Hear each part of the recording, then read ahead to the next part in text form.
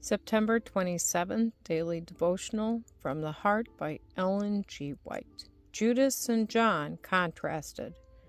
Most assuredly I say to you, one of you will betray me. John chapter 13, verse 21. The opportunities and advantages offered to John were given to Judas also. The same principles of truth were set before his understanding.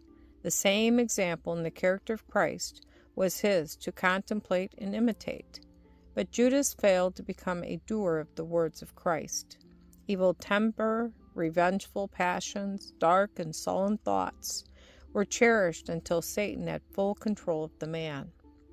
John walked in the light and improved the opportunities given him to overcome. But Judas chose his defects and refused to be transformed into the image of Christ, and therefore became a representative of the enemy of Christ and manifested the attributes of the evil one. When Judas came into association with Christ, he had some precious traits of character that might have been used of God and made a blessing to the church.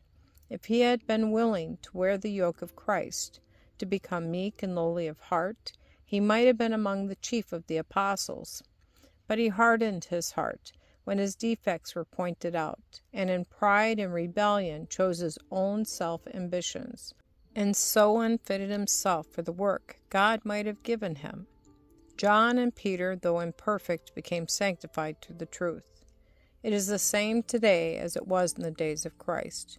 As the disciples were brought together, each with different faults, some inherited or cultivated tendency to evil, so in our church relations we find men and women whose characters are defective.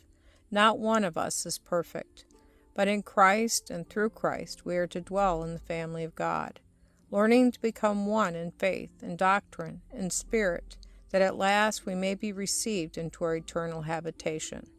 We shall have our tests, our grievances, our differences of opinion. But if Christ is abiding in the heart of each, there can be no dissension. The love of Christ will lead to love of one another, and the lessons of the Master will harmonize in all differences, bringing us into unity, till we shall be of one mind and of one judgment.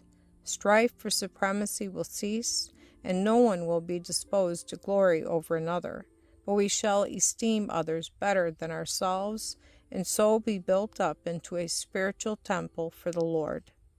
The lessons given to Peter, Judas, and the other disciples are profitable to us and have a special importance at this time.